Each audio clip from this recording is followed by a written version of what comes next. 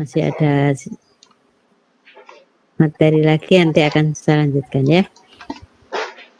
Oke, sekarang untuk teorema Thevenin ini juga kalian sebenarnya tidak asing lagi, sudah sering mendengar gitu ya, tentang teorema Thevenin ini. Oke, nah teorema Thevenin ini biasa digunakan untuk menganalisa sebuah rangkaian yang mempunyai banyak sumber, baik sumber tegangan maupun sumber arus. Jadi dalam satu rangkaian tuh sumbernya lebih dari, kalau banyak itu berarti lebih dari 2, bahkan lebih mungkin ya lebih banyak lagi. Tapi yang jelas bahwa di sini bisa dalam rangkaian itu sumber tegangan maupun sumber arus lebih dari 1 intinya ya. Jadi lebih dari 1 itu sudah bisa dianalisa menggunakan teorema Thevenin. Nah, prinsip dari teorema Thevenin adalah merubah sebuah rangkaian yang rumit, yang banyak sumber, mungkin banyak cabang dan sebagainya, menjadi sebuah rangkaian satu sumber, ini satu sumber, dan kemudian beban atau arus, cabang arus yang ditanyakan. Jadi rangkaian yang ruwet tadi dengan banyak sumber tegangan maupun sumber arus dijadikan satu, yaitu menjadi sebuah sumber tegangan saja ya. Ini. Jadi prinsip Thevenin merubah dari sebuah rangkaian dengan sumber yang lebih dari 1 menjadi sebuah sumber tegangan ya. Oke. Sekarang kalau yang seandainya ditanyakan arus pada cabang ZL ini, berapa arus di sini jika rangkaian ini adalah rangkaian dengan banyak sumber dan banyak cabang ya. Di salah satu cabangnya yaitu ZL ditanyakan berapa besar arusnya. Nah, maka jika kasus seperti ini bisa digunakan teorema Thevenin untuk menyelesaikannya ya. Nah, menyelesaikannya merubah rangkaian ini menjadi rangkaian pengganti Thevenin atau rangkaian ekuivalen Thevenin ya, menjadi seperti ini. Nah, sekarang permasalahannya kalau ini ZL tinggal pakai di sini ZL. Nah, sekarang berapakah besar VTH dan besar ZTH supaya rangkaian ini bisa menggantikan rangkaian yang rumit dengan banyak sumber tersebut, gitu ya. Oke, jadi di sini intinya berarti pertama adalah menghitung VTH dan menghitung ZTH, karena ZTH dan VTH digunakan untuk membuat rangkaian ekuivalen Thevenin di sini ya. Nah, kalau sudah mendapatkan nilai VTH dan ZTH sehingga bisa membuat rangkaian pengganti Thevenin ini, maka beban tadi dipasang di sini, kemudian arus yang mengaliri beban tadi, maka itulah yang biasanya ditanyakan, gitu ya. Nah, kalau sudah rangkaiannya menjadi sederhana seperti ini, maka kita tinggal menghitung berapakah nilai IL-nya. IL-nya dalam hal ini adalah VTH, karena I itu ada di sini ya, loop ini. VTH IL sama dengan VTH per ZTH plus ZL. Itu adalah I di sini ya. Sehingga I ini disebut dengan I ini adalah sebuah arus yang ditanyakan pada sebuah rangkaian dengan banyak sumber tadi, gitu ya. Jadi prinsipnya merubah rangkaian yang rumit tadi menjadi rangkaian sederhana yang berbentuk sumber tegangan. Itu intinya ya.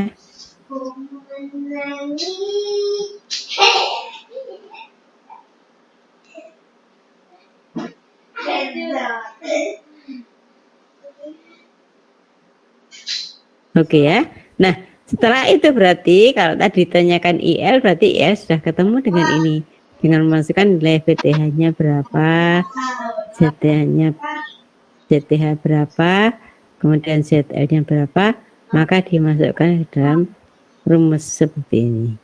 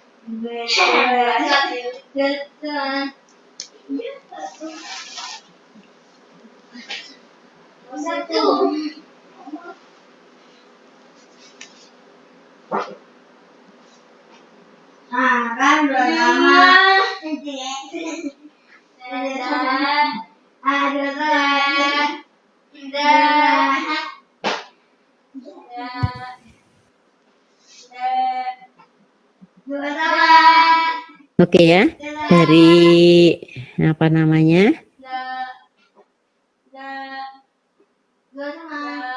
Teorema Thevenin ini apakah ada pertanyaan?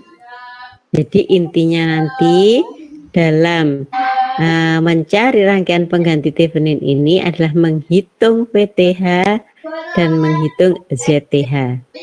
Setelah ketemu, maka beban tadi yang dialiri arus yang ditanyakan tadi dipasang lagi di sini sehingga arus yang ditanyakan bisa dihitung dengan mudah menggunakan rumus ini ya.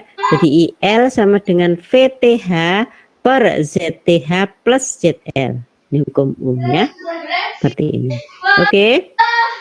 Nah, baik, supaya kita lebih jelas maka diberikan contoh penerapan teorema Thevenin pada sebuah kasus ya. Nah, di sini kasusnya adalah rangkaian seperti ini. Di sini terdapat dua buah sumber yaitu E1 dan E2. Di mana yang ditanyakan adalah I3 yaitu arus yang melewati Z3. Oke. Nah, silahkan dihitung untuk menghitung I3 dengan menggunakan teorema Thevenin. Nah, penyelesaiannya, langkah-langkah yang harus digunakan adalah pertama, lepas beban. Beban adalah cabang di mana arus tersebut ditanyakan ya. Jadi cabang yang dilewati arus yang ditanyakan itu disebut dengan beban. Dalam hal ini karena yang ditanyakan adalah I3 maka bebannya adalah Z3 gitu ya. Nah, Z3 kita lepas, jadi langkah pertama melepas beban dulu sehingga terminal ini menjadi terbuka. Nah, pada saat terbuka itulah ini digunakan untuk posisi VTH, tegangan VTH berada di terminal yang dibuka tadi, sehingga rangkaian menjadi seperti ini.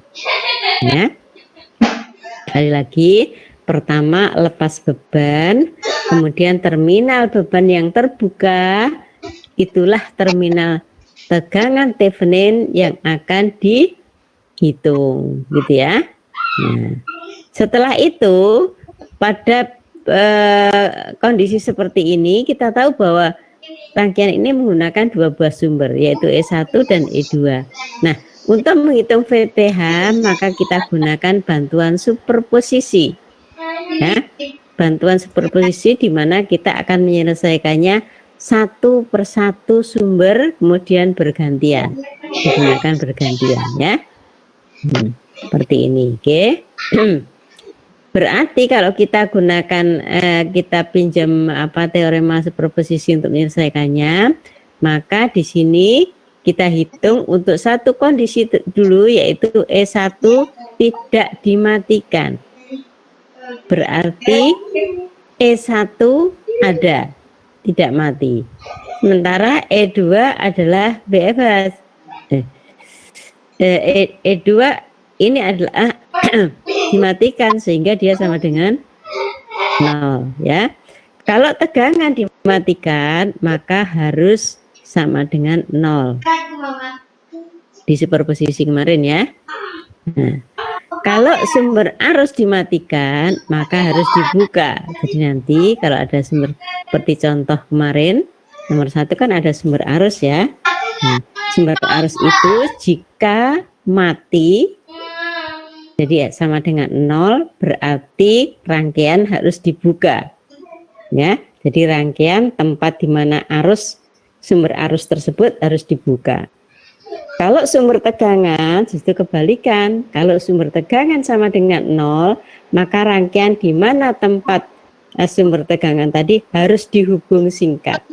Ini ya, itu ketentuan yang berlaku terus dan umum. Jadi apapun kondisinya, jika sumber arus dimatikan berarti harus dibuka. Kalau sumber tegangan dimatikan harus sama dengan 0 atau dihubung singkat. Ya, kenapa kok begitu? Kok begitu dihubung singkat tegangannya tidak ada? Ya jelas karena hubung singkat itu kan hanya sebuah saluran, tidak ada R-nya. Walaupun seberapa besarnya arus, kalau tidak ada R-nya maka tidak akan ada tegangan di sini. Makanya E sama dengan 0 harus dihubung singkat. Nah, kalau sumber arus dibuka seberapapun besarnya R karena terbuka tadi, maka arus tidak akan mengalir. Ya, maka sekali lagi asumsi dalam penggunaan teorema superposisi, jika E atau sumber tegangan dimatikan berarti harus dihubung singkat. Jika sumber arus dimatikan atau supaya sama dengan 0, maka sumber arus tadi harus dibuka, ya, dilepas. Oke, jelas ya? Oke, baik. Dengan kondisi ini tadi ada dua sumber tegangan, maka kita gunakan bantuan superposisi. Maka kita gunakan satu persatu dulu sumber tegangannya. Saya gunakan E1 dulu, yaitu E tidak sama dengan 0, yang sama dengan 0 adalah E2. Oke, kalau rangkaian sudah seperti ini, maka kita gampang untuk menghitung VTH aksen. Ingat bahwa VTH ini belum VTH yang sesungguhnya, karena baru menggunakan satu sumber tegangan, ya. Nah, kalau kalian perhatikan bahwa VTH aksen adalah tegangan pada Z2, ya, tegangan pada Z2, di mana Z2 dan Z1 terhubung seri, ya, terhubung seri, tapi di sini ada sumber tegangan.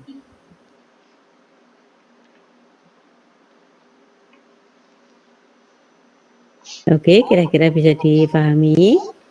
Nah, kalau kemudian kita menghitung VTH dari rangkaian ini, maka berapakah besar VTH-nya?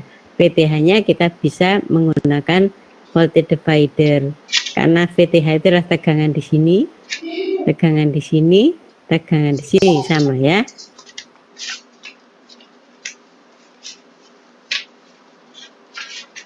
Oke, setelah itu kita akan mendapatkan nilai VTH aksen, yaitu voltage divider dari Z1 dan Z2 yang dipasang seri kemudian diberi sumber E.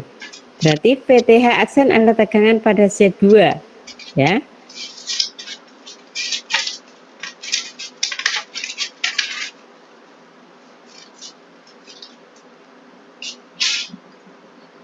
Oke ya, jadi VTH aksen sama dengan Z2 per Z1 plus Z2 dikalikan E.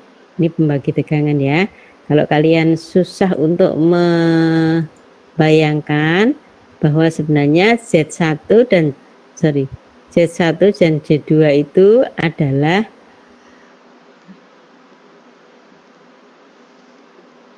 seperti ini ya. Z1 dan Z2 itu adalah seri seperti ini.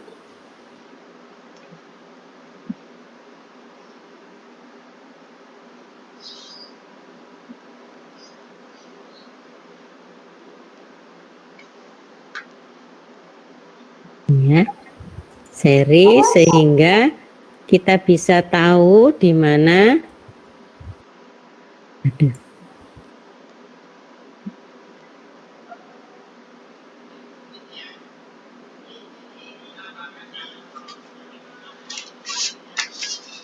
ya.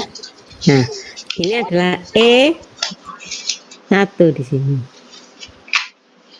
E1.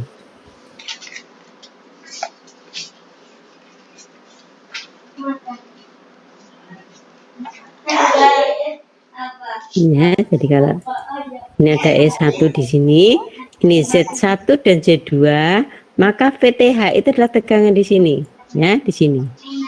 Oke. Ini adalah VTH aksen. VTH aksen. Berarti ini Z1, Z2, ini adalah E1. Ya. Bisa dipersepsikan antara ini ya, gambar ini sama ya. Ini itu atau di sini P-nya sama ya, P-nya di sini. Oke. Jelas ya. Jadi VTH aksen sama dengan Z2 per Z1 plus Z2 dikalikan E, voltage divider. Jadi ini ya. Oke. Jadi apa namanya, rumus dari VTH aksen adalah seperti ini.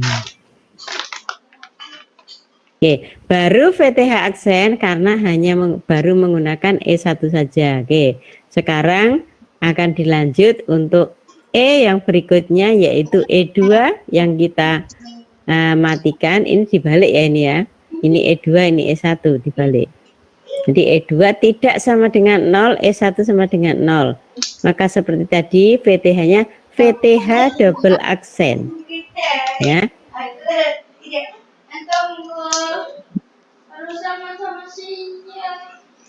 Nah, VTH double aksen ini adalah tegangan pada Z1 jika kita memandangnya dari E2 di sini ya. Seperti yang tadi gambar, bahwa VTH aksen adalah tegangan pada Z1. Sehingga VTH double aksen adalah Z1 per Z1 plus Z2 dikalikan E2. Ini ya.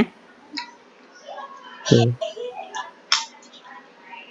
Jadi apa namanya, rumus atau persamaan yang digunakan untuk mencari tegangan menggunakan superposisi adalah VTH aksen dan VTH double aksen. Nah, menurut superposisi bahwa VTH yang sesungguhnya adalah VTH aksen plus VTH double aksen.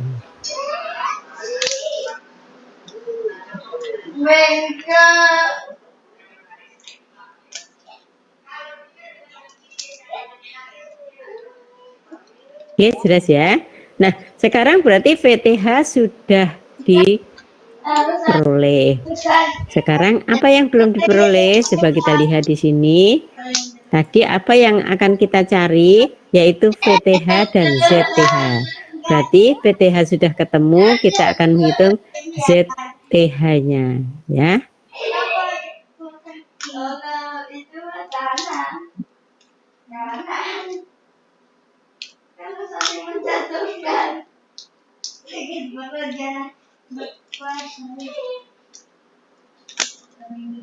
Ya, jadi akan menghitung ZTH karena VTH sudah diketahui. Sekarang bagaimanakah cara menghitung ZTH? ZTH atau RTH dalam hal ini ya, diganti Z aja karena kita menggunakan impedansi di sini ya. Oke.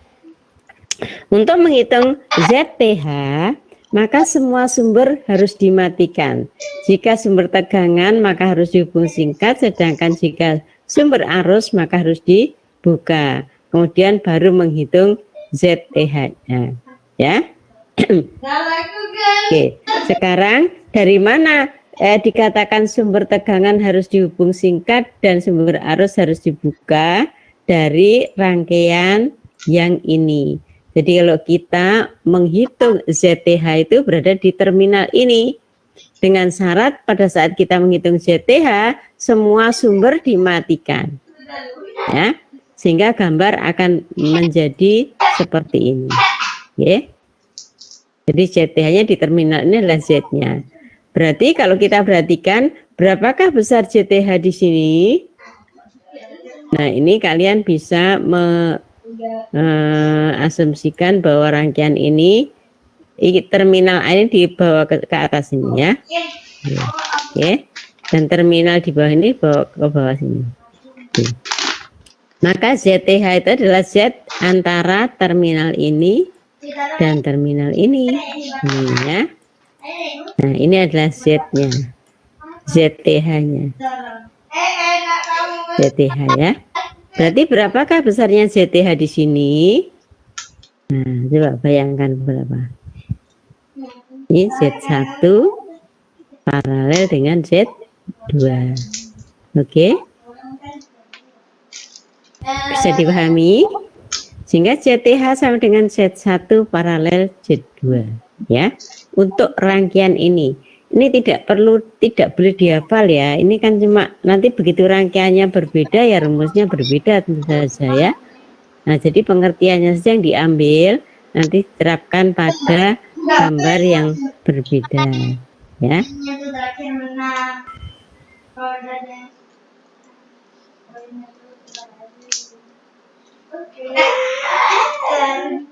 Oke, baik, mungkin dari sini sampai sini ada pertanyaan. Untuk menghitung ZTH-nya jelas ya. Nah, setelah ketemu ZTH dan VTH, maka dipasang pada rangkaian pengganti Thevenin ini ya. Masa nilainya ini berapa, nilai ini berapa. Kemudian Z3 tadi yang saya anggap sebagai ZL, Z beban tadi, saya pasang di sini sehingga IL-nya bisa dihitung menggunakan rumus hukum Ohm di sini ya. Oke. Nah, inilah yang kemudian disebut sebagai arus yang dicari menggunakan ekuivalen Thevenin ya. Oke, baik, apakah ada pertanyaan sampai di sini?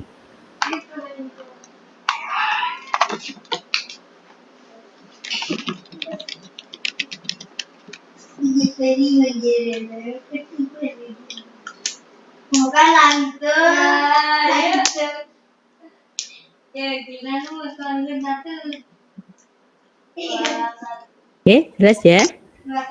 Belum ada pertanyaan, berarti masih jelas ya? Oke. Nah, kemudian silahkan soal yang ini tadi saya teruskan dulu ya. Saya teruskan dulu untuk teorema Norton sekalian ya. Teorema Norton. Oke. Baik. Nah, ini teorema Norton ini Mr. Norton ini sahabatan dengan Mr. Thevenin gitu ya. Sehingga pada saat Thevenin membuat satu teorema, Norton juga terinspirasi untuk membuat teorema juga gitu ya. Nah, di sini tidak persis tapi ini senada ya, senada, tapi tidak persis. Kalau Thevenin itu rangkaian penggantinya berupa rangkaian sumber tegangan, kalau Norton rangkaian penggantinya merupakan rangkaian sumber arus ini ya. Jadi rangkaian yang ruwet ini tadi dirubah menjadi rangkaian yang sangat sederhana hingga rangkaian pengganti Theveninnya adalah seperti ini. Ini adalah rangkaian pengganti Theveninnya. Kalau ini adalah beban tadi yang ditanyakan di sini, cabang yang dilewati arus berapa bebannya? Ya. Nah, untuk mendapatkan rangkaian pengganti ini kita harus bisa menghitung berapa IN dan ZN yang harus dipasang di sini supaya bisa menggantikan peran rangkaian dengan banyak sumber tadi di sini ya. Nah, jadi ini adalah teorema Norton ya. Jadi kita cari IN-nya, I Norton-nya dan Z Norton-nya di sini. Kalau sudah ketemu IN dan ZN-nya, ZL dipasang lagi, maka IL-nya kita bisa hitung menggunakan current divider terhadap IN. Jadi IL adalah ZN per ZN plus ZL kali IN. Nah, ini supaya dirubah ya. Silakan dirubah di modulnya supaya nanti pada saat belajar tidak bingung ya.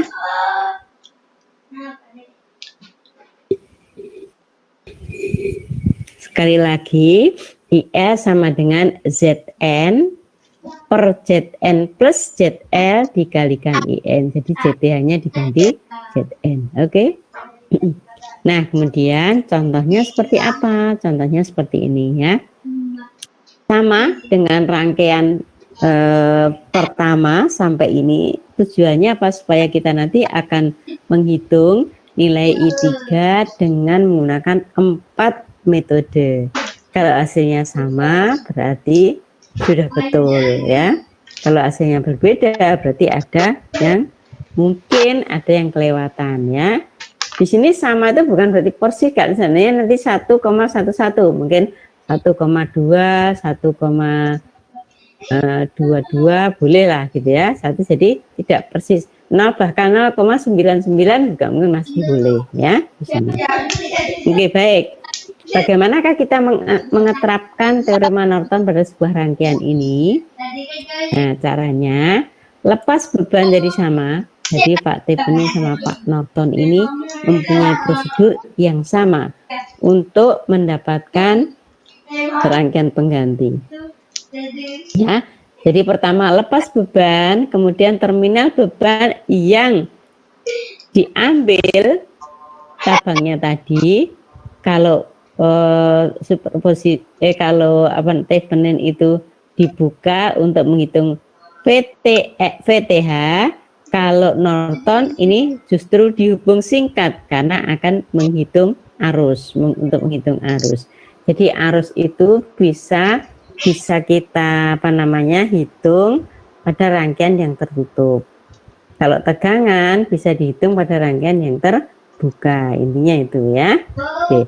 Jadi ini IN dihubung singkat, terminal ini tadi disebut dengan IN. Nah, IN adalah I Norton yang akan dicari menggunakan bantuan superposisi karena dalam rangkaian tadi mempunyai 2 buah sumber gitu ya. Nah, jadi kemudian prosedurnya seperti ini.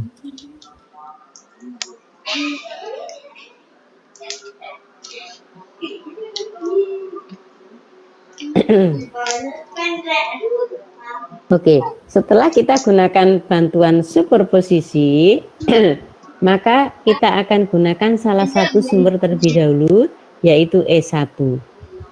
E2-nya dimatikan ya. E1 kita akan menghitung IN aksen, bukan IN yang sebenarnya tapi masih IN aksen ya. IN aksen. Oke, sekarang coba perhatikan, kalau ada sumber tegangan di sini kemudian ada arus ke sana ya. Kalau ini hubung singkat, maka sampai di sini dia tidak mungkin ke sana karena ke sana ini perlu effort yang lebih besar karena ada Z-nya. Maka dia akan lebih mencari jalan yang ringan, yaitu ke sini.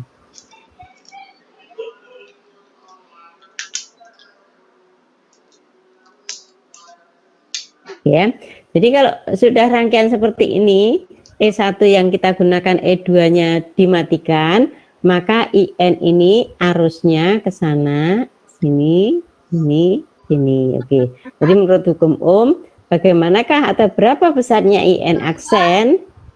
Yaitu E per Z1. E per Z1 saja ya.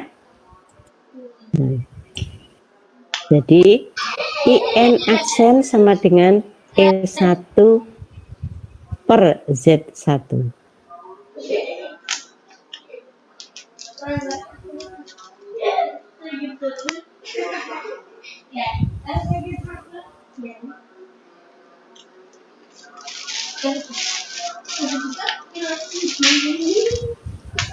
Oke ya, sudah ketemu IN aksen.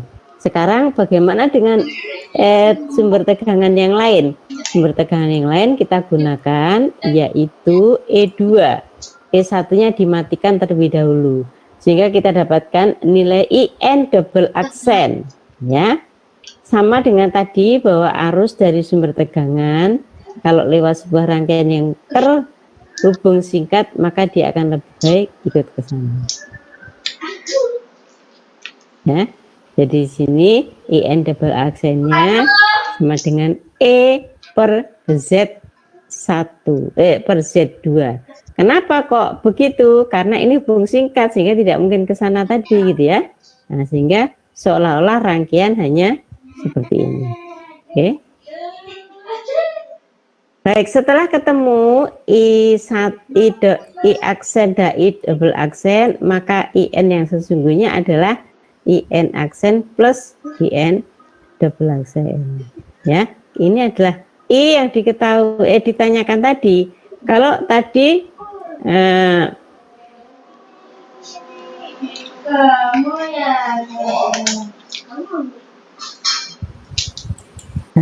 tadi ya.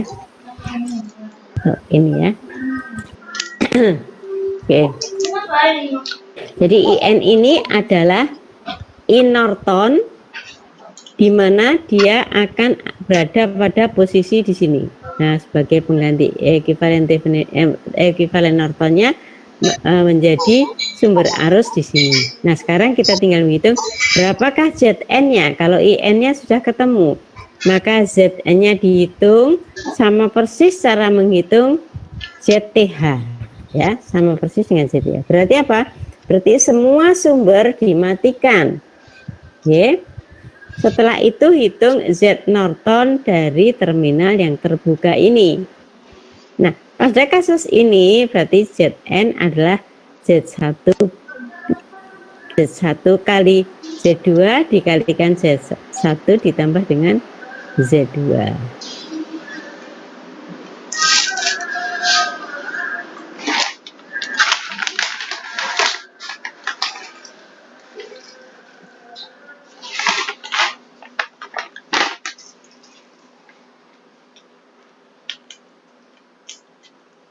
Oke ya, sekarang Zn-nya di sini sudah bisa kita lihat bahwa dia adalah Z1 paralel Z2-nya Zn-nya. Ya. Nah, kemudian setelah itu kita menghitung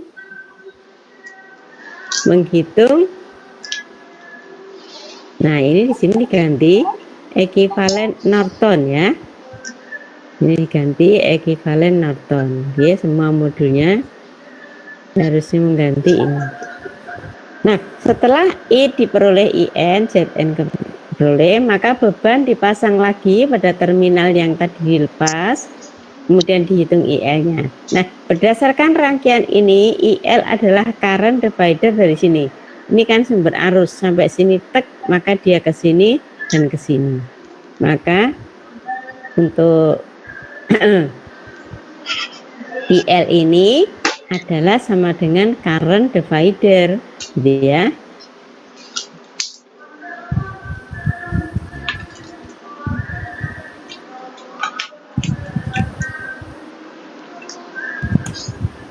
Ya, jadi IN bisa dicari menggunakan rumus ini, yaitu pembagi arus sama dengan IL sama dengan Zn per Zn plus ZL dikalikan IN. Ini adalah analisa menggunakan Norton. Jadi ini ganti ya, Norton ya. Oke, seperti itu. Oke, baik, ada pertanyaan ya. Sekarang perhatikan baik-baik di sini biar nanti secara konsep kalian bisa memahaminya ya. Jadi di sini ada rangkaian di mana walaupun sumber tegangan hanya satu, tapi di sini memang disuruh mencari menggunakan teorema Thevenin ya. Disuruh mencari I yang ada di sini, arus yang ada pada cabang ini menggunakan teorema Thevenin ya. Sebelum saya selesaikan, saya berikan pengertian dulu tentang cabang tadi ya. Jadi cara pertama atau urutan pertama untuk menyelesaikannya dengan menggunakan teorema Thevenin itu adalah lepas beban ya. Dalam hal ini beban itu sebenarnya adalah semua cabang atau cabang yang dilalui oleh arus yang ditanyakan. Jadi kalau arusnya di sini sebenarnya bebannya boleh ini saja, boleh beserta ini. Ya, karena ini juga dilewati I ini, jadi ini juga bisa dikatakan sebagai cabang di sini ya. Oke, sekarang dalam hal ini yang digunakan sebagai dianggap sebagai beban adalah RL ini saja ya di sini. Sehingga ini diasumsikan bukan sebagai beban. Oke. Nah, jika seperti itu asumsinya, maka kita bisa mengerjakannya seperti ini ya. Jadi beban dilepas sehingga terminal yang terbuka, terminal dari beban yang terbuka tadi digunakan sebagai terminalnya tegangan Thevenin yang akan dicari di sini ya. Karena prinsipnya ini nanti adalah mencari atau membuat rangkaian ekuivalen Thevenin dan kemudian menghitung I berdasarkan rangkaian ekuivalen tersebut gitu ya. Oke, sekarang ya. Di sini digunakan untuk terminal tegangan Thevenin. Berarti kita akan mencari tegangan yang ada di sini. Sementara tegangan sumbernya ada di sini. Berapakah besar VTH-nya? Sekarang ya, VTH berapa besarnya? Oke, sekarang VTH itu di sini dengan di sini sama, ya. Kenapa kok sama VTH ini dan sini? Karena ini tidak dilewati arus sini, karena ini terputus, ini terbuka ya, terminal ini terbuka, sehingga walaupun ini ada sumber tegangan kemudian arus ke sana tidak mungkin ke sana, karena nggak mungkin lah loncat gini ya arusnya, jadi dia semua ke sini, sehingga VTH ini tegangan pada R2 ini ya, berarti di sini dan di sini nilai VTH-nya sama karena ini tidak ada drop tegangan di sini ya. Oke, jadi prinsipnya itu prinsip ya. Itu prinsip di mana kalau rangkaian terbuka maka yang cabang yang terlepas tidak dialiri arus, itu prinsip ya. Nah, sehingga kalian bisa menerapkannya pada semua rangkaian, tidak hanya di sini saja ya. Oke, setelah itu berarti berapa besar VTH? VTH adalah merupakan divider terhadap E, yaitu R2 per R1 plus R2 dikalikan E. Nah, ini adalah VTH-nya. Sehingga besarnya 10,8 volt. Ya.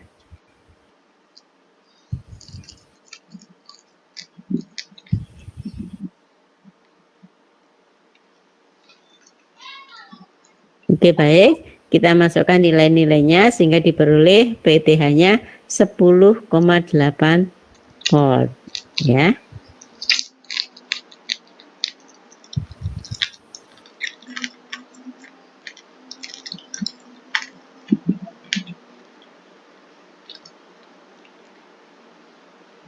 Oke, baik ya.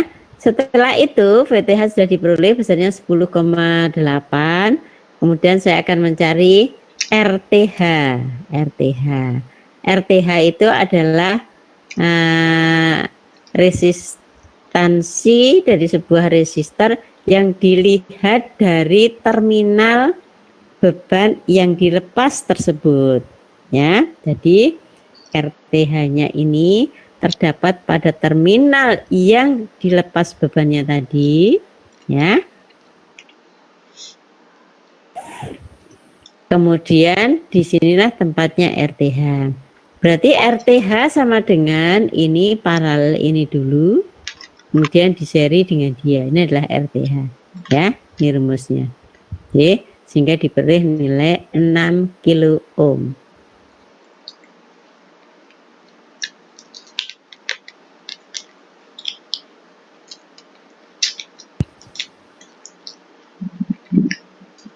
Oke, kalau begitu kita akan menghitung R-Thevenin-nya, yaitu caranya untuk R-Thevenin ya dilihat dari terminal beban yang dibuka dan semua sumber dimatikan.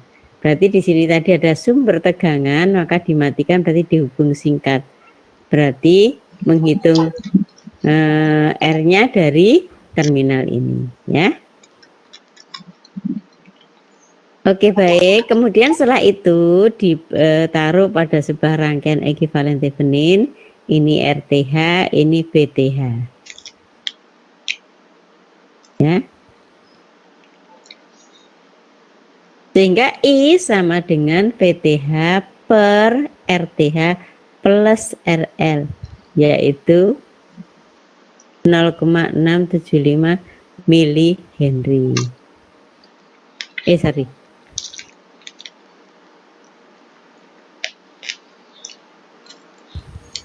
Oke, jadi I-nya adalah I VTH per RTH plus RL, sehingga jika RL-nya adalah 10 kilo ohm, jadi RL ini diketahui berapa tergantung dari soalnya ya. Jika RL-nya 10 kilo ohm, maka I-nya adalah 0,675 miliampere. Jadi ini berasal dari metode atau teorema Thevenin yang digunakan untuk menghitung I ini, gitu ya. Oke, baik, dari sini dulu barangkali ada pertanyaan, silahkan untuk ditanyakan terlebih dahulu. Untuk Theveninnya ya, silahkan ditanyakan terlebih dahulu jika memang belum jelas. Kalau sudah jelas akan saya lanjut untuk slide berikutnya.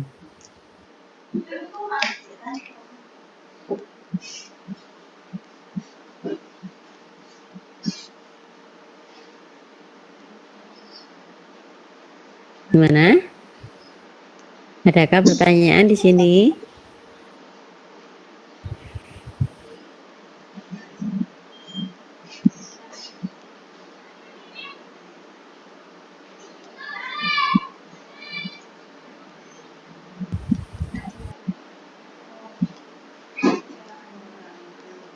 Bisa dilanjut?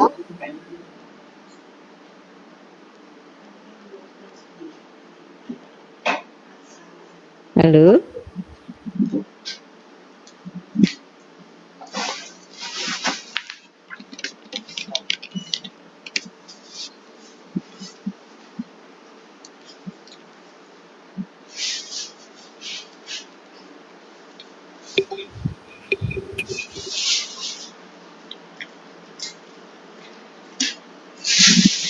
Lanjut ya. Baik, ini tadi kita sudah selesaikan soal ini ya, menggunakan teorema Thevenin dengan menganggap bebannya adalah RL saja. Oke ya. Sekarang saya akan coba untuk mengerjakan, tetapi yang saya asumsikan sebagai beban adalah R3 plus RL, ini seri ya, plus RL. Bagaimanakah? Apakah I-nya juga sama dengan yang sudah dicari tadi, gitu ya. Sekarang silahkan untuk ditulis saja di modulnya masing-masing supaya nanti tidak bingung ya. Saya asumsikan di sini bahwa bebannya tidak hanya RL tapi R3 plus RL ya. R3 plus RL saya lepas. Berarti terminal yang terbuka adalah di sini. Ini dan sini. Ya. Nih. Berarti ini R3 tidak ada ya. Berarti Theveninnya berada, P Theveninnya berada di sini. Ini ya. Sorry. Berada di sini.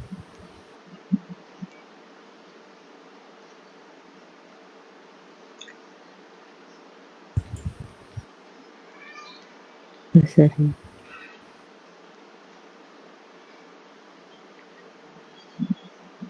Berada di sini PTH-nya ya.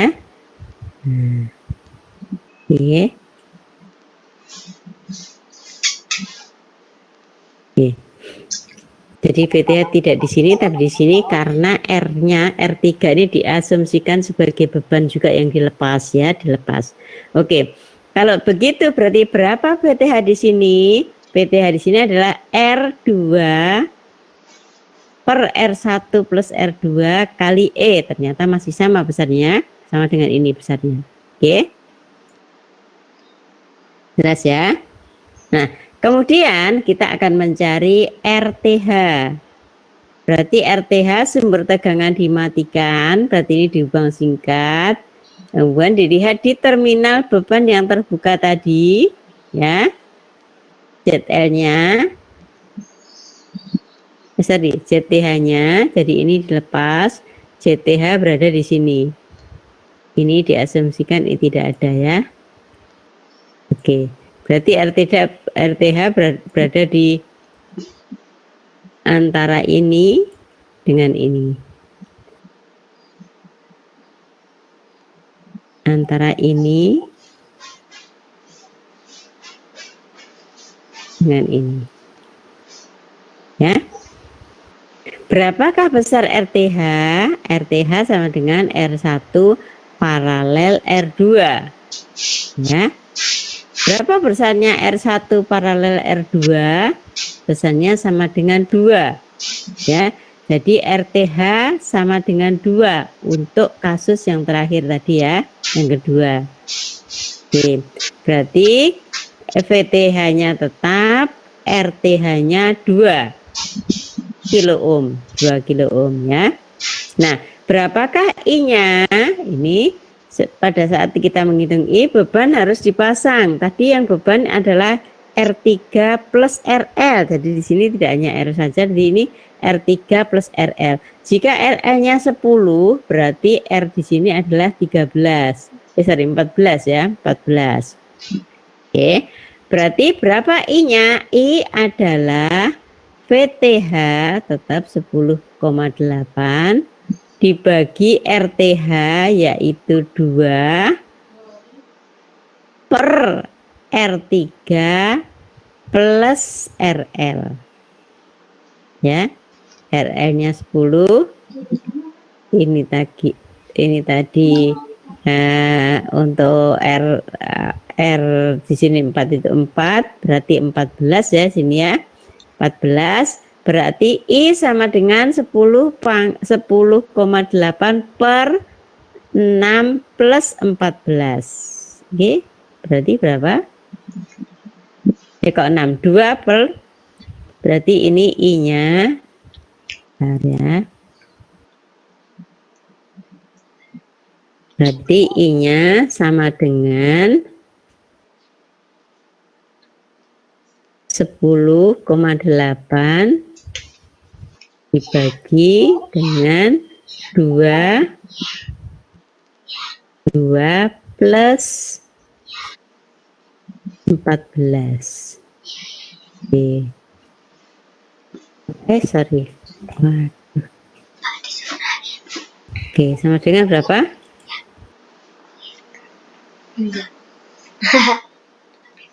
Ya, sama ya, 0,675. Berarti apa di sini? Prinsip yang harus dipegang berarti bahwa beban tadi ya, yang dimaksud beban tadi adalah rangkaian yang dialiri arus yang ditanyakan. Jadi kalau arus yang ditanyakan itu pada cabang yang sama tadi, besarnya sama, berarti nanti pendapatannya juga sama ya. Oke, baik, berarti sudah yakin ya bahwa sekali lagi beban adalah semua cabang yang dialiri arus yang ditanyakan. Itu adalah beban. Baik, saya lanjut untuk contoh teorema Norton.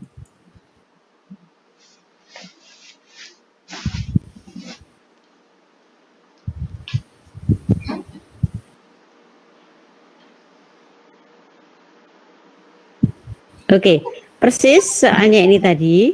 Kemudian disuruh mencari I menggunakan teorema Norton ya. Berarti saya akan membuat ekuivalen rangkaian Norton adalah sumber arus ya, sumber arus. Sehingga di sini karena prosedurnya sama yaitu lepas beban, maka beban boleh ini saja, boleh sampai di sini. Ya.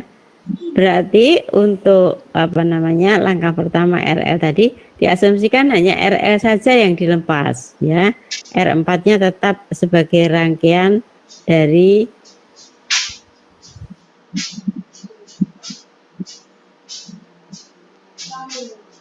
ya. Jadi bebannya dilepas RL saja sehingga kita bisa mencari nilai IN. Karena IN berarti terminal yang terbuka tadi karena beban dilepas tadi kemudian dihubung singkat kembali. Ya.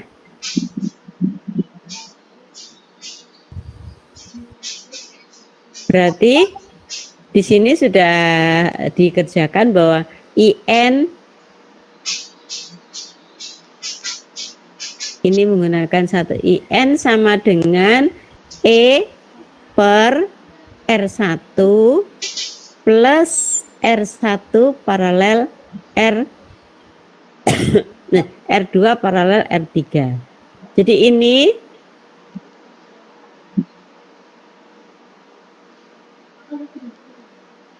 ini adalah IT ya, ini adalah IT di sini.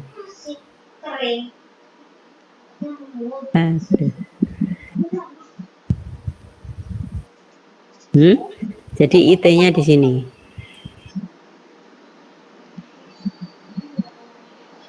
Ini adalah IT, kemudian sampai di sini adalah divider terhadap I ini tadi, IT tadi dari cabang R2 dan R3.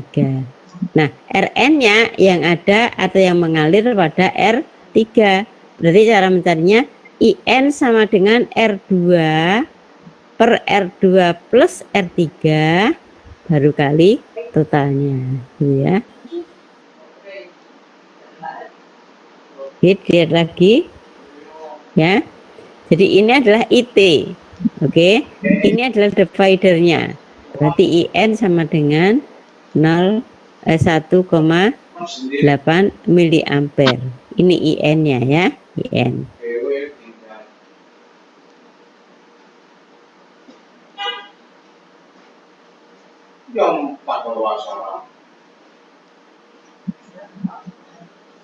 Oke, jelas ya mencari IN ya. Nah, bagaimana kalau kita akan mencari Rn-nya? Ya sama dengan Thevenin tadi, bahwa Rn-nya diambil dari terminal yang dibuka tadi untuk apa namanya? Untuk nilai Rn-nya, maka sama persis nilai Rn-nya adalah 6 kilo ohm. Nah, kemudian dimasukkan ke sini IN-nya, ini Rn-nya. Berapakah I-nya? Sekali lagi, I tadi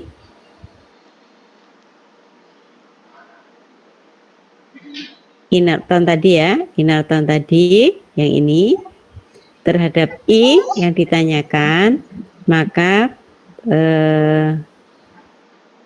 kaitannya dengan rumus current divider ya. Jadi I sama dengan R N per Rn plus RL dikalikan IN.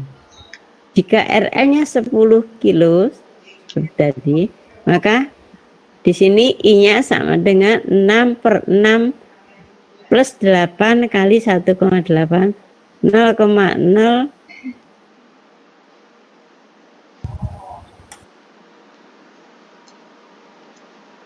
ya.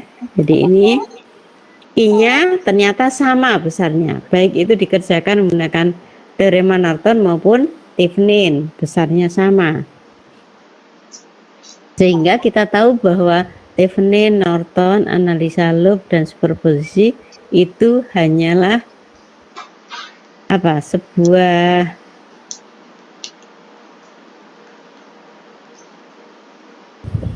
metode ya, hanya sebuah metode, sehingga jika diterapkan pada kasus yang sama maka akan menghasilkan hasil yang sama pula, gitu ya. Baik, silahkan untuk ditanyakan yang bagi yang belum jelas tentang penyelesaian masalah menggunakan Norton ini.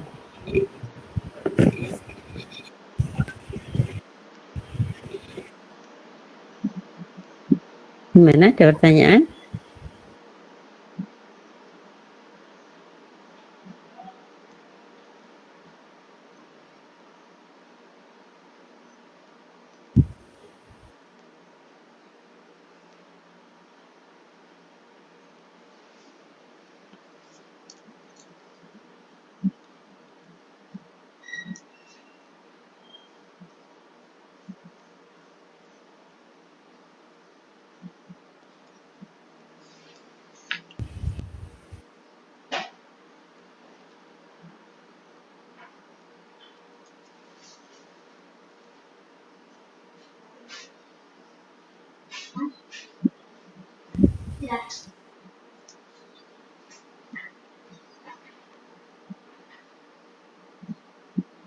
Ya, sudah tidak ada pertanyaannya ya. Dah paham ya? Oke, kalau sudah berarti ini dulu. Silahkan untuk dikerjakan soal yang pernah dikerjakan menggunakan analisa loop dan superposisi. Maka sekarang ditambah menggunakan Thevenin dan Norton ya. Jadi soalnya ini persis soal ini ya. Soal ini silakan untuk dicatat saja. Ini tetapi carilah I3 menggunakan teorema Thevenin dan Norton ya.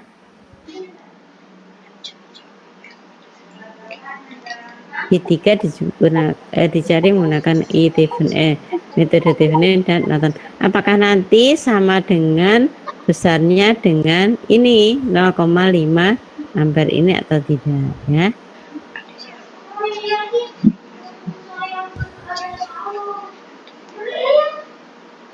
Jarang melakukan sesuatu hanya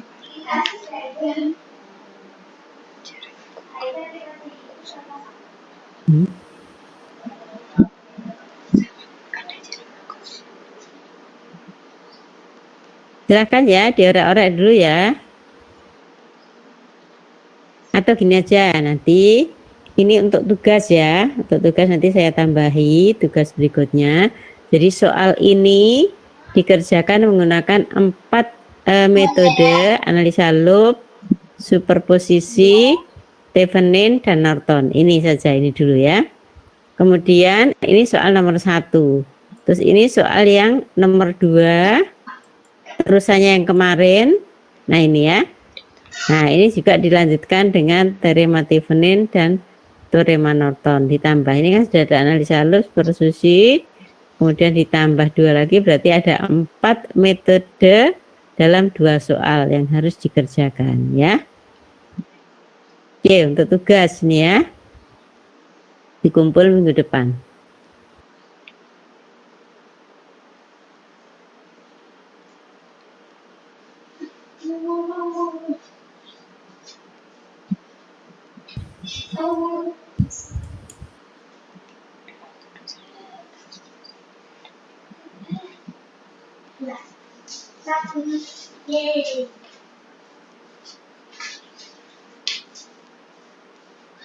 Ya.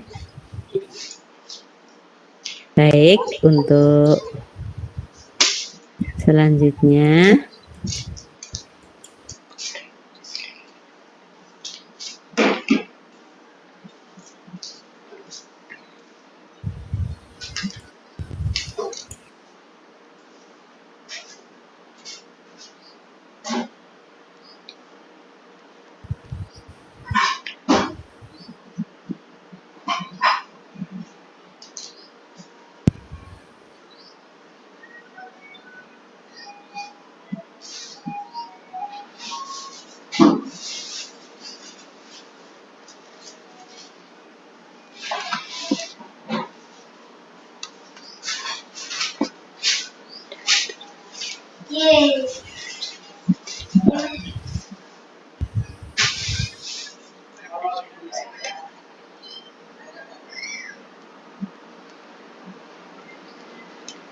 gaya kerja Anda lebih dekat dengan penunjakan energi yang ajak daripada pendekatan metodis dan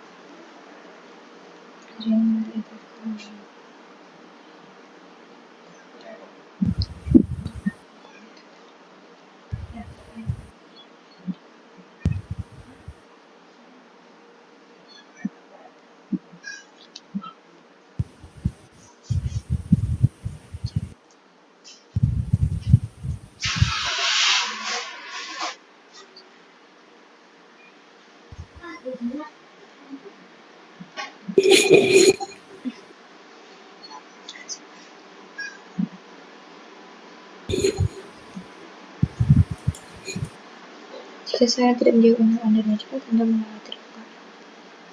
oke ya. Jadi tadi untuk tugas mengumpulkan midpoint, ini ada analisa titik ya. Analisa titik ini adalah lanjutan dari keempat metode yang sudah ada di sebelumnya ya. Nah, untuk analisa titik ini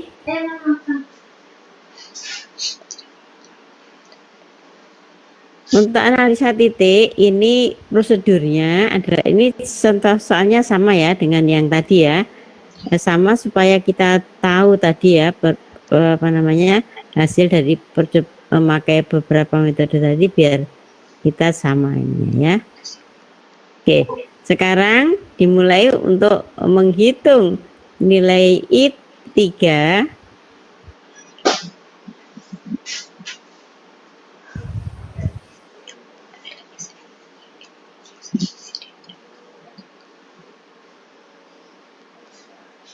Ya, jadi langkah pertama tentukan node atau titik untuk membuat tegangan yang tidak diketahui.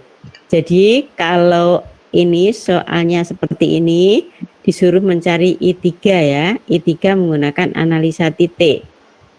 Maka caranya seperti ini, buat titik atau node yang mana node tadi harus dilewati oleh arus yang ditanyakan ya.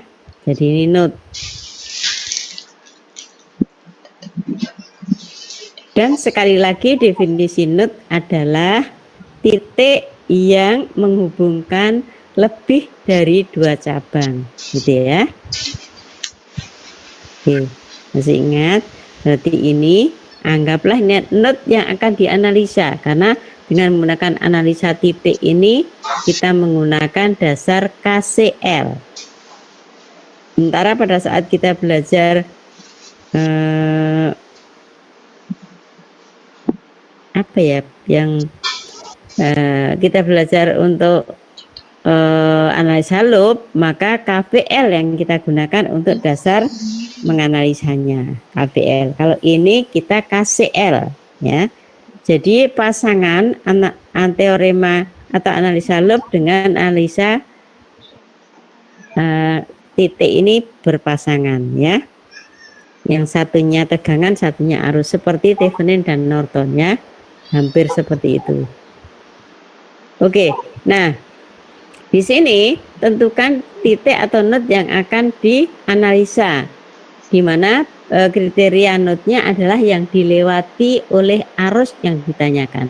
Karena tadi yang ditanyakan adalah I3, maka node ini kita buat. Setelah dapat satu node, kita buat satu referensi node lagi supaya bisa membentuk tegangan terhadap node tersebut. Intinya gitu.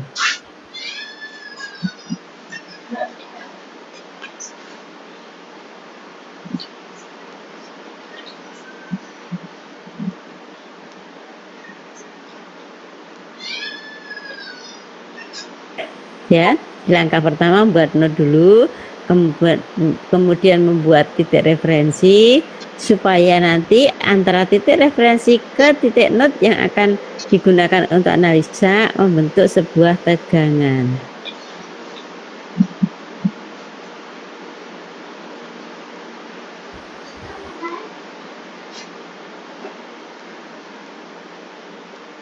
Ya, setelah mendapatkan titik referensi dan titik tadi, maka dibuatlah di sini tegangan antara titik referensi dan titik yang dianalisa. Taruhlah ini P.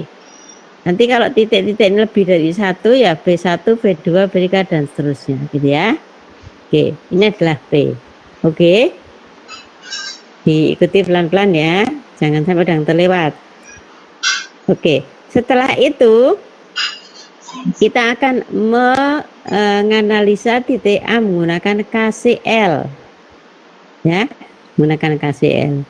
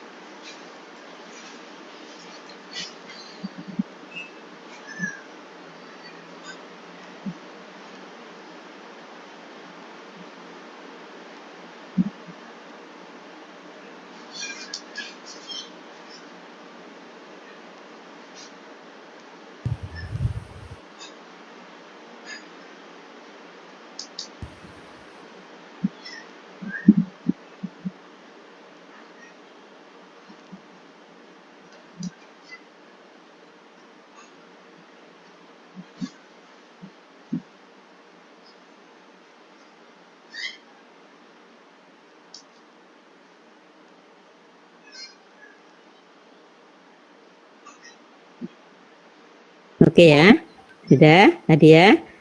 Kita akan menganalisa titik ini berdasarkan KCL. Berarti ingat bahwa menganalisa sebuah titik di titik percabangan ini, bahwa arus yang masuk diberi tanda positif, arus yang keluar dari titik percabangan diberi tanda negatif. Nah sekarang untuk ini bagaimana? I1-nya positif, I2 negatif, I2 positif, I3 negatif, ya. Maka dia sama dengan 0. Maka inilah KCL yang digunakan untuk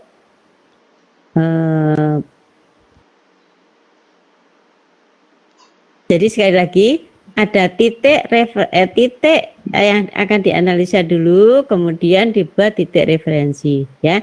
Kenapa referensinya ini dari sini sama? Karena ini tidak ada bebannya, ya, tidak ada beban Z atau R maupun apapun. Maka ini hanya sebuah penghantar biasa, sehingga ini seolah-olah ini jadi satu, ya, memang jadi satu dalam kenyataan rangkaiannya, ya. Sehingga kita akan menganalisa titik A menggunakan KCL-nya seperti ini. I1 plus, ya, min I3 plus I2 sama dengan 0. Nah, dari masing-masing arus pada KCL ini kemudian diuraikan, ya, diuraikan supaya dari uraian soal ini supaya nanti bisa mendapatkan nilai V ini, ya, supaya mendapatkan nilai V. Kalau sudah dapat nilai V, nanti tinggal gampang. Berapa I3 sama dengan V per Z3, begitu, ya.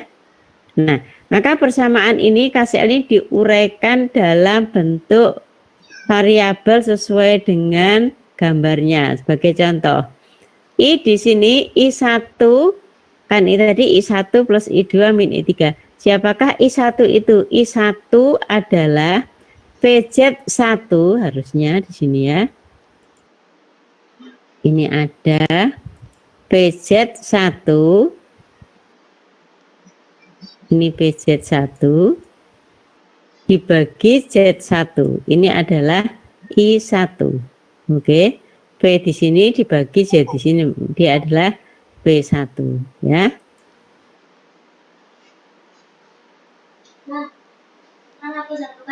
Nah, ini adalah I1 V1 V1 per Z1. Dalam hal ini nulisnya apa ini? VZ1 adalah, ya, E1 min P. Jadi VZ1 adalah E1 min P. Karena menurut KVL I1 sama dengan V plus VZ1. Jadi kalau ini ditulis sebagai VZ1, ini ya, yang sini ya, VZ1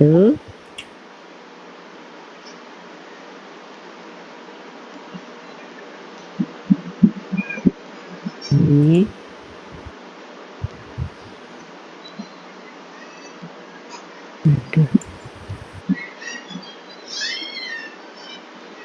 ini VZ1, maka persamaan KCL-nya menjadi I1 sama dengan VZ1 per Z1. Sementara VZ1 tidak terdefinisikan dalam hal ini.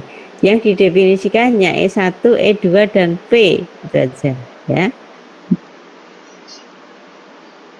Nah, sedangkan I1 tadi sama dengan VZ1 per Z1, VZ1-nya bisa diuraikan menjadi E1 min P tadi, ya. Karena VZ1 adalah E1 min V kali Z1. Sampai sini ada pertanyaan? Ini yang belum jelas silakan untuk ditanyakan.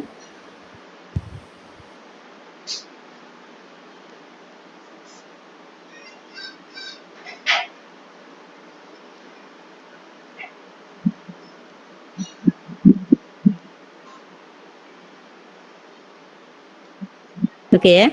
Setelah I1 dapat persamaan ini, kemudian sekarang I2.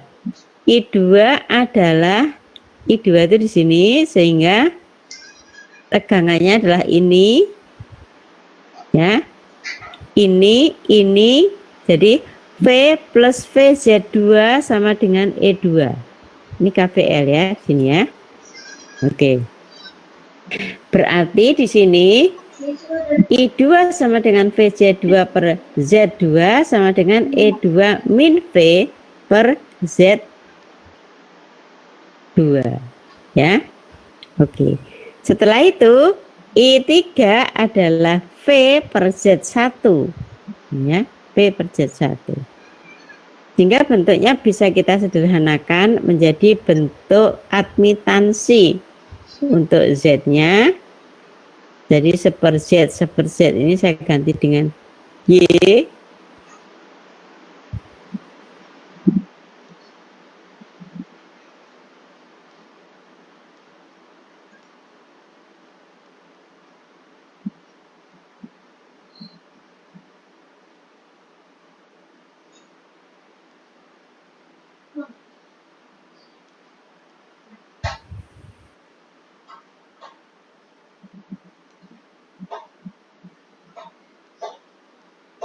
Oke ya. Setelah mendapatkan nilai I semua, kita substitusikan ke persamaan KCL lagi. Ya.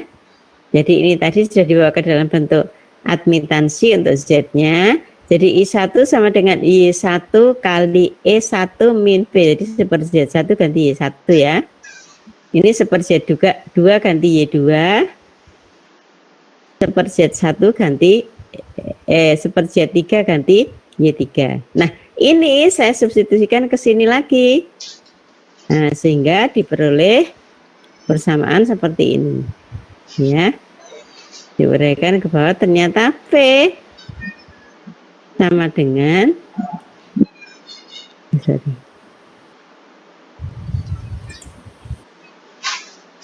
ya, V ini sama dengan hasil dari uraian di atas. Ya, kemudian jika nanti soalnya diketahui nilai-nilainya Z1 berapa, Z2 berapa, Z3 berapa, kemudian tegangan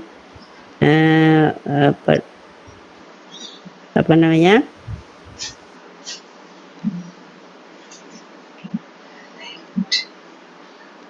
ini ya. Jadi ini sudah dimasukkan ke sini, nanti akan ketemu tegangan V yang belum diketahui ini, ya. Oke, jadi sini. Tegangan V yang belum diketahui, maka sama dengan nanti kalau sudah diketahui nilai Z1, Z2, Z3-nya, berarti Y1, Y2, Y3 bisa dicari. E1 ada, E2 ada. Jadi di sini nanti V sudah otomatis akan ketemu jika semua variabel ini diketahui. Nah, kalau V sudah diketemukan, maka substitusikan lagi ke dalam bentuk persamaan awal tadi. Seandainya saya pengen mencari I1, oh I1 berarti VZ1 dibagi Z1. Mau mencari I3, I3 adalah V per Z2.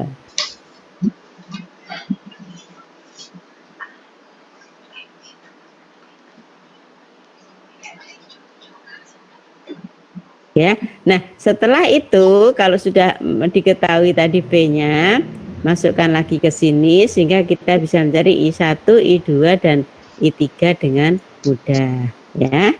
Oke. Itulah analisa titik.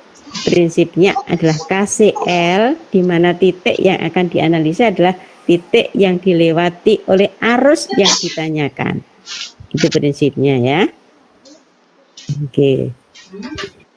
Baik, apakah ada pertanyaan dari sini untuk analisa titik?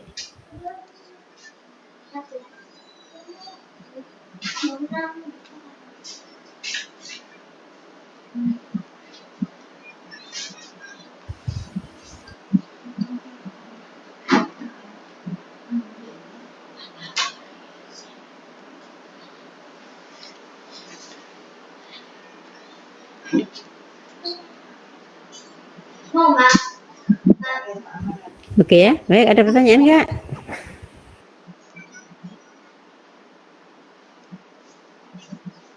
dari analisa titik ini apakah ada pertanyaan?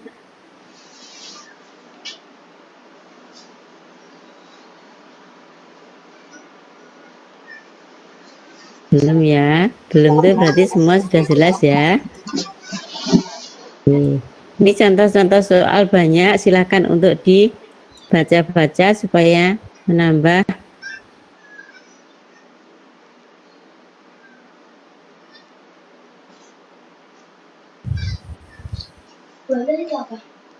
Ya, untuk menambah wawasan, maka semua contoh-contoh soal harus dibaca dengan saksama.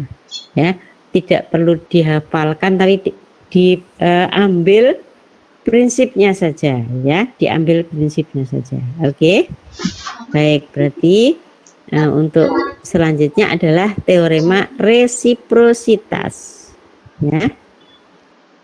Resiprositas di sini yang dimaksud adalah kita akan mengobservasi dari rangkaian dari satu sisi dengan sisi yang lain. Jadi seperti ini contohnya, gambar saja langsung ya.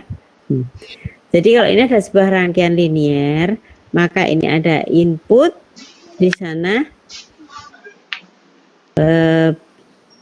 yang di sini sebagai input, yang di sini sebagai outputnya.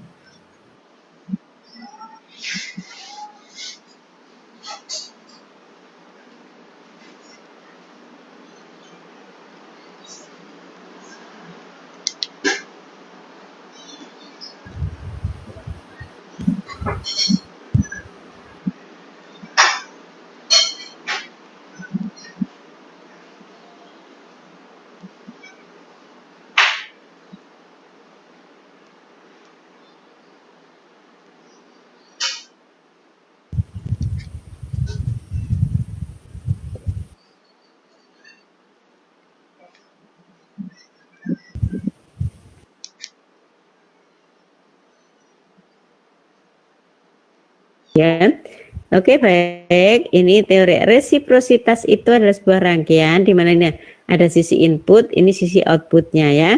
Nah, rangkaian ini dikatakan dia mempunyai sifat resiprositas jika diberi sumber tegangan EI di sini, I indeksnya, sumber tegangannya E, maka di sini akan ada arus output rangkaian yaitu IJ.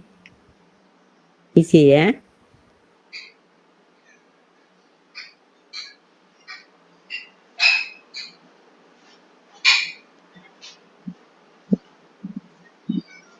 Oke ya.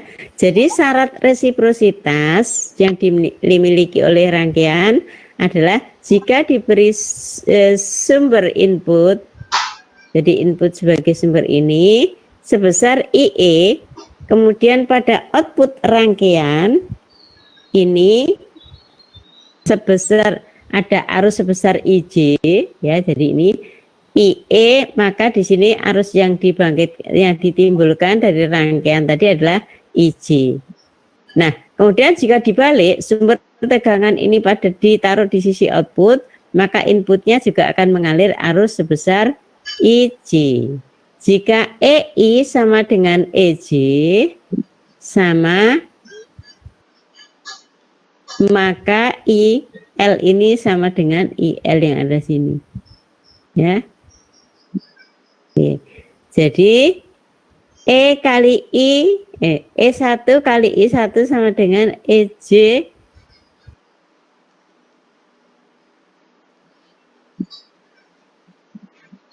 kali II. Ya. Oke, sekarang yang perlu dipahami dulu. IE adalah sumber tegangan di sisi input. IJ adalah arus output dari rangkaian linear. Ya. Berarti untuk EJ juga ini EJ, jadi sisi ini diberi simbol, diberi indeks J, yang sini diberi indeks I. Berarti EJ dipasang di sisi output, kemudian inputnya ada arus besar IJ. Jadi dibalik ya, kalau ini menyebabkan arus ini kalau ini dibawa ke ruas ini juga akan menyebabkan hal yang sama, yaitu IJ, ya. Untuk itu maka berarti II kali EI kali II sama dengan EJ plus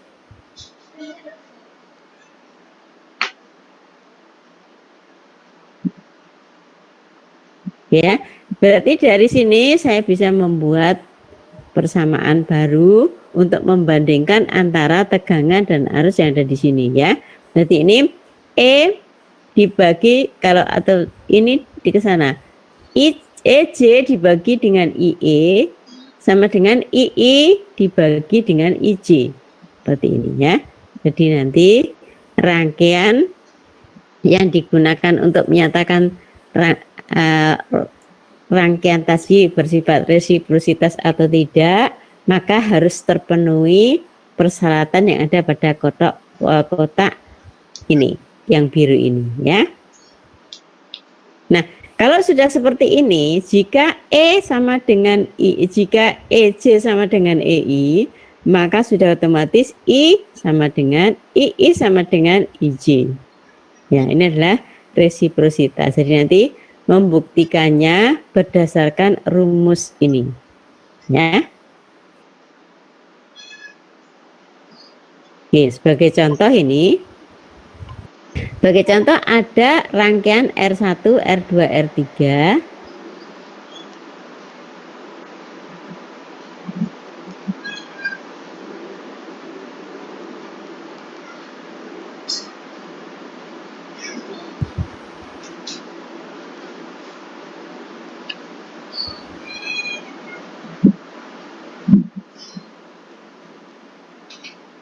Ya, jadi ini contoh ada rangkaian seperti di rangkaian apa namanya seperti ini diberi sumber EI, maka IJ dihitung berapa. Ternyata setelah dihitung dengan kondisi ini, I-nya E, jadi I ini adalah EI dibagi R1 plus R2 paralel R3. Seperti ini, ya. Kemudian disederhanakan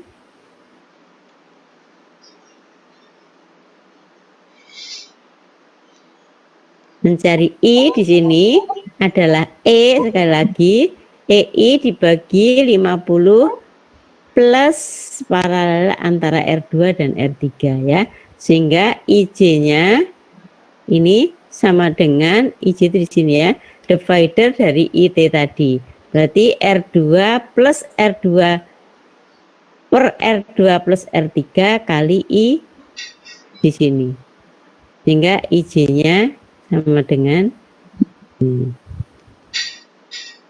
ya. Oke. Nah, kalau nanti I ini sama dengan I ini, sorry, E ini sama dengan E ini, maka I ini pasti sama dengan ini. Nah, jika terjadi hal seperti itu, maka rangkaian ini berlaku teorema resiprositas, ya.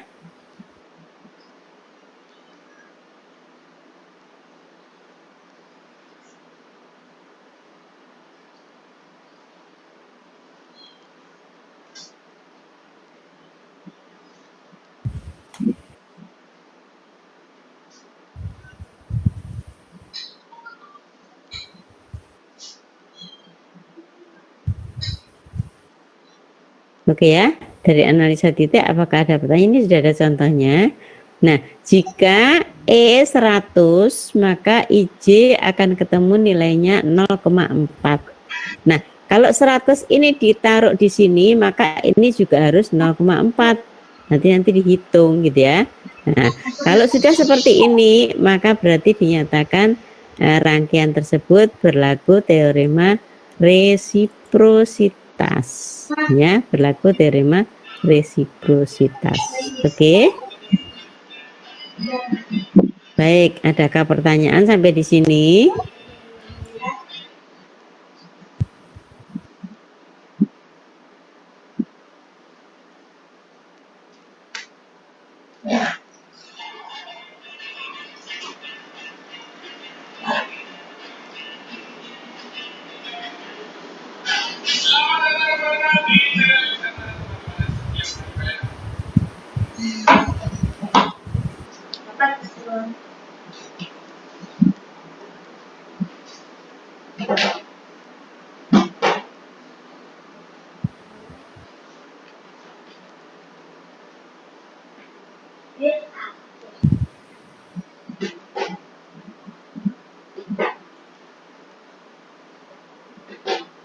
Oke ya, baik. Jadi untuk teori mass sampai resiprositas ini sudah selesai. Ini contoh untuk analisa titik dan resiprositas. Ini contoh soal untuk apa ini? Menggunakan analisa titik ya. Oh, iya betul, analisa titik. Oke.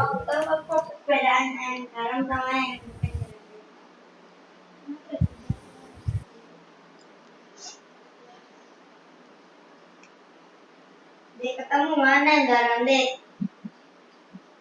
Mana yang garam?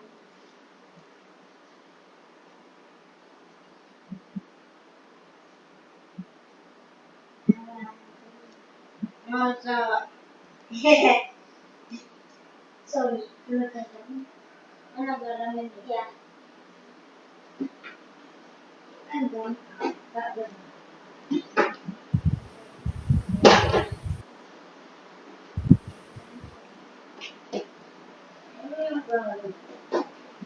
Iya. Jadi enak. Langsung. Lakukan habis ini ya mau. Yang nyoba pada teman tadi. Saya sama diri.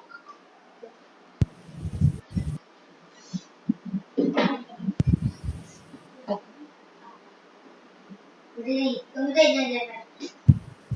Diri. Nggak satu lagi diri. Ini langsung bisa, enggak 2 kali gagal, ingat 1 kali gagal. Ada pertanyaan? Oke, baik, kalau tidak ada pertanyaan berarti saya tambahkan soal untuk 8 7 kali gagal. tugas ya. Jadi untuk tugasnya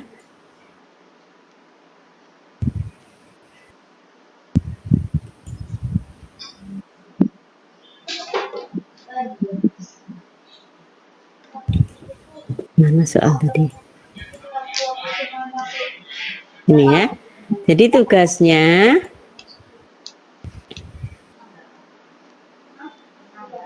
Mana ya ini yang ditambah tadi ada soal yang contoh soal yang tadi yang sudah dikerjakan menggunakan analisa loop di superposisi.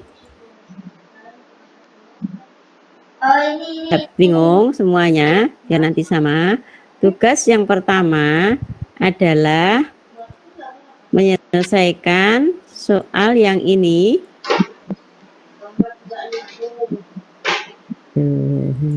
Soal ini ya. Ini dikerjakan menggunakan analisa teorema Thevenin dan Norton. Ini kan sudah ada loop dan superposisi, jadi nanti kalian bisa membandingkan juga ya.